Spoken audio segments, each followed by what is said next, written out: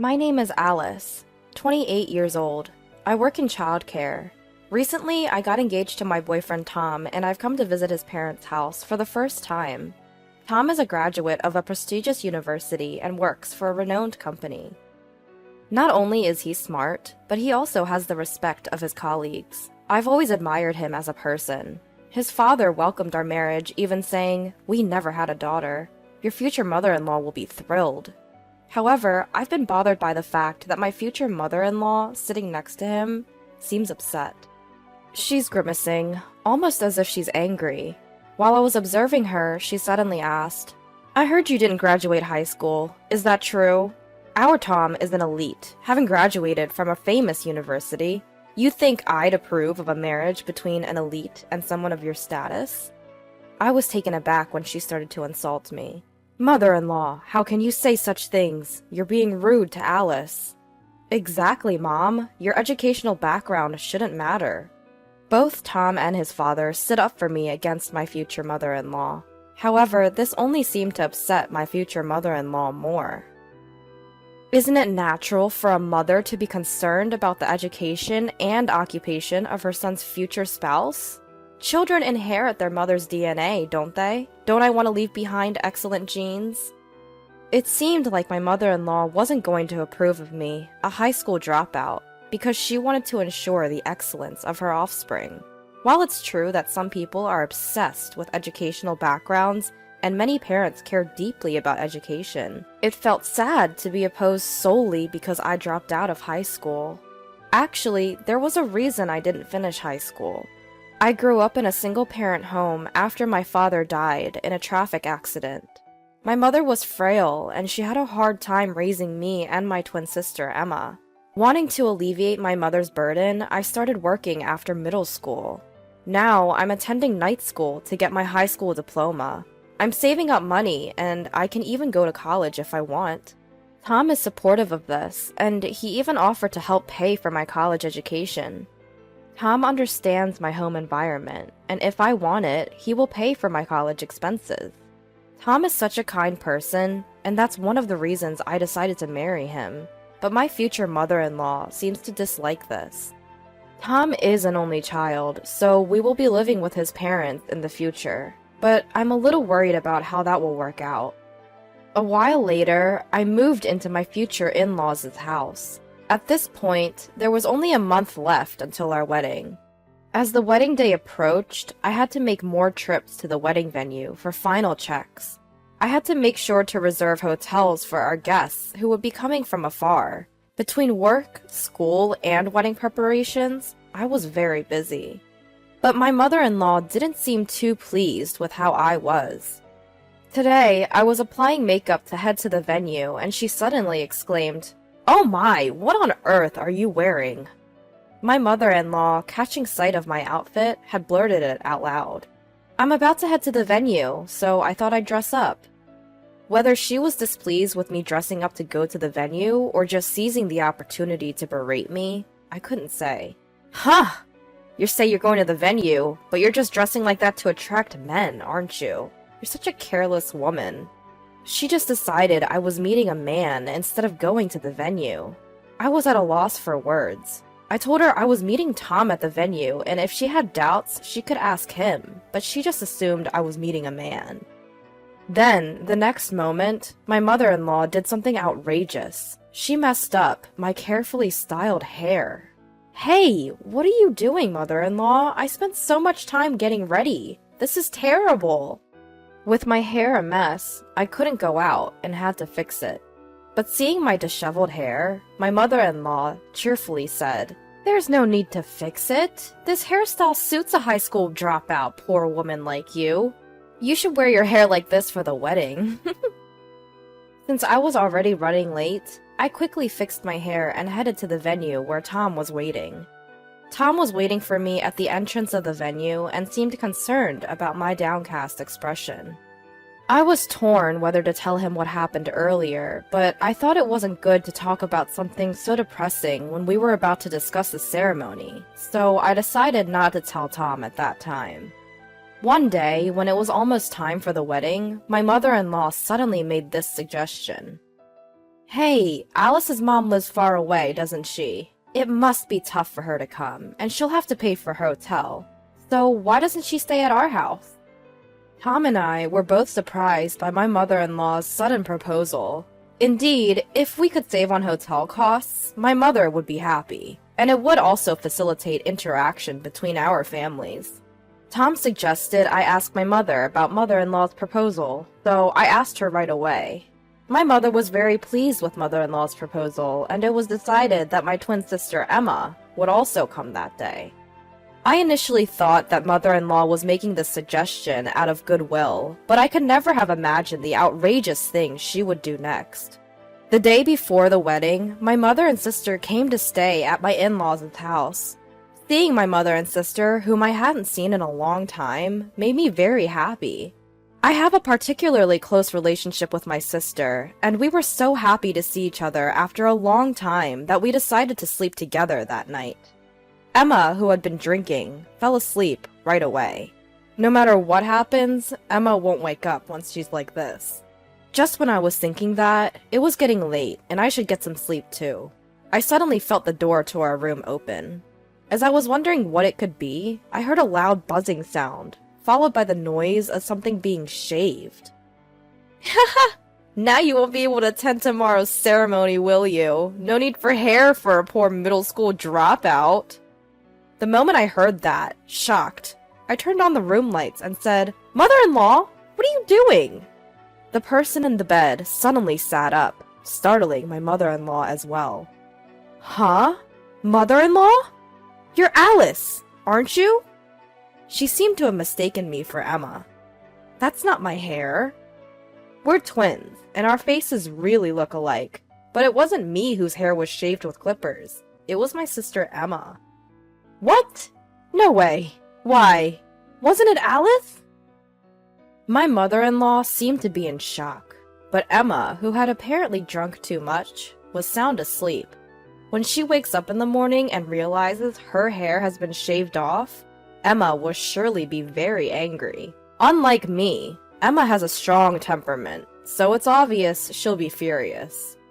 What will you do now, mother-in-law? I'm not going to cover for you. Feeling guilty, perhaps, my mother-in-law left the room with a pale face. The next day, Emma looked in the mirror and was shocked and furious to find that she was bald. Our mother, who was present at the scene, also shed tears in shock, and Tom could not hide his disturbance. It's terrible! Who on earth did this? So I revealed everything that had happened yesterday in front of everyone. I was wondering what kind of face my mother-in-law would wake up with this morning, but she wasn't there. According to my father-in-law, she said she was going for an early morning walk and hadn't returned yet. I thought she had run away, so I revealed everything to our relatives and decided to search for mother-in-law. About 30 minutes later, I got a call from a relative saying they had found her in a nearby convenience store, and my father-in-law headed for that store. My mother-in-law, who had no idea she was being searched for, full of excuses as soon as she came home. I didn't do anything. It's all Alice's fault. Alice used the clippers on her own and cleanly shaved off Emma's hair while she was sleeping next to her. To my surprise, my mother-in-law was trying to pin the blame on me. This shocked me, and I couldn't help but retort. Don't be ridiculous. I didn't do anything. Wasn't it you who came into the room yesterday? It's terrible that you're still lying at this point. But even so, my mother-in-law was reluctant to admit her guilt. Then my father-in-law, as if he had remembered something, went outside and came back with something. Alice, could this be the clipper? Looking at the clipper father-in-law was holding, it was undoubtedly the one mother-in-law used last night to shear off Emma's hair. That's it! That's the clipper! But where was it? It seems this clipper originally belonged to father-in-law, who was always concerned about his appearance and always carried grooming tools with him. When they went to the car, the bag containing his grooming tools was ransacked, and the clipper was the only thing missing. I always leave my car keys in the bedroom. If there's brown hair in this clipper, it's definite that the culprit is your mom. Saying that, father-in-law started to dismantle the clipper. Inside the clipper was brown hair, undoubtedly Emma's. It must have been because she had to rush out in the dark. She couldn't properly dispose of the hair inside. Shown the remaining hair, mother-in-law collapsed to her knees. Alice, it's your fault! Despite being a middle school dropout and poor, you deceived smart Tom. I wanted you to give up on Tom at all costs. I became disgusted at mother-in-law's selfish words. The one who got angriest upon hearing that was Emma, whose hair had been shaven off. I don't care about your circumstances. What are you going to do about this? I can't attend the wedding like this. Hearing Emma's complaint, father-in-law made a call somewhere. His acquaintance, who was a hairdresser, agreed to rush over with a wig right away. This would temporarily solve Emma's hair problem, but they couldn't just leave mother-in-law as is. 30 minutes later, father-in-law's friend arrived with the wig, and Emma's hair was now beautiful. At first, father-in-law thought about shaving mother-in-law's hair just like he did with Emma, but it didn't feel satisfying. So he decided to expose mother-in-law's wrongdoing in front of everyone. Among the attendees called today were landlords who mother-in-law's parents had been indebted to for generations. They seemed to get along with father-in-law, and hearing about this incident would undoubtedly impact mother-in-law's parents' house. This is because the landlord, who was close friends with them, has been giving them a discount on their apartment rent.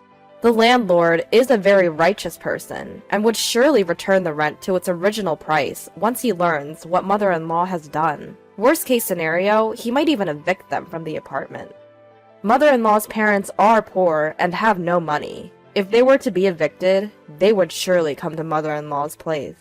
But I had heard from Tom before that mother-in-law didn't get along with her parents and wouldn't even care for them. Living with her parents would undoubtedly be the beginning of hell for mother-in-law. Wait, please. I'll be in trouble if you do that. I'm sorry. It was my fault. I got carried away and did such a thing. I'm sorry, Emma. I'll pay you damages, so please forgive me. Mother-in-law kept apologizing repeatedly to the point of rubbing her forehead against the floor. But even with apologies, Emma's hair will not come back. After discussion, it was decided that father-in-law and Tom would reveal the wrongdoings of mother-in-law. Of course, Emma has already agreed to this. Mother-in-law said she didn't want to go to the wedding and tried to run away, but she couldn't because Emma and Tom held her back. Upon arrival at the venue, relatives who knew the situation through messages came to us looking very worried. We exposed mother-in-law's wrongdoing in front of the relatives, and Emma took off her wig and showed her bald head. Everyone was shocked by Emma's condition, especially the women, kept saying they couldn't believe it. Hair for a woman is like a lifeline. Imagine the shock of having it suddenly shaved off with a clipper. Thinking of Emma, some people were in tears. Then, as expected, the landlord came to mother-in-law and asked if what happened was true. At first, mother-in-law tried to deceive him, but father-in-law urged her to tell the truth, and she finally confessed. The landlord, flushed with anger, was also accused by the woman. After that, mother-in-law remained downcast during the ceremony, which was unimaginable from her usually spirited self. The wedding itself ended smoothly, and it was a great joy to be blessed by many people. However, we can no longer live with mother-in-law in that house. It's only natural, but we decided to move into an apartment and live as a couple. Mother-in-law was panicked about us leaving the house. She cried out that it was her fault and begged us not to leave, but we can't live with her.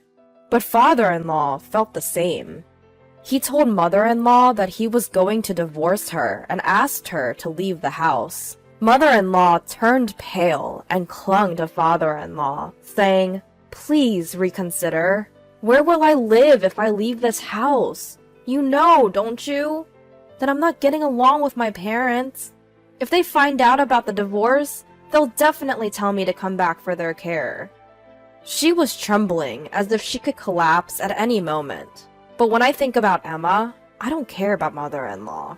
I never dreamed that my hair would be shaved off while I was sleeping and mistaken for me. Mother-in-law persistently tried to persuade us afterwards, but since father-in-law contacted mother-in-law's parents, she reluctantly left the house. Currently, mother-in-law is living with her estranged parents and seems to be taking care of them. But apparently, her parents have a difficult personality, and mother-in-law is being completely worn out by their selfishness. She has called us several times to say she wants to start over, but we have no intention of living with her, so we just blocked her calls. Now, we are living happily with father-in-law in his home. The house was quite old, so we decided to renovate it together. Father-in-law built his dream study. Tom created a place to display model figures, and I decided to install a state-of-the-art kitchen. Of course, we also created a room for the child who will be born in the future. And now the three of us are living comfortably. Emma's hair, which was shaved at that time, has now become short, and it seems to be highly rated by her friends as a good change of image. She talks about that time as if it were a joke, telling various friends, and it actually complicates my feelings more. Emma, for her part, occasionally comes over for sleepovers at our family home, and I look forward to that. There may be many difficulties in the future, but I believe we can all work together and push through.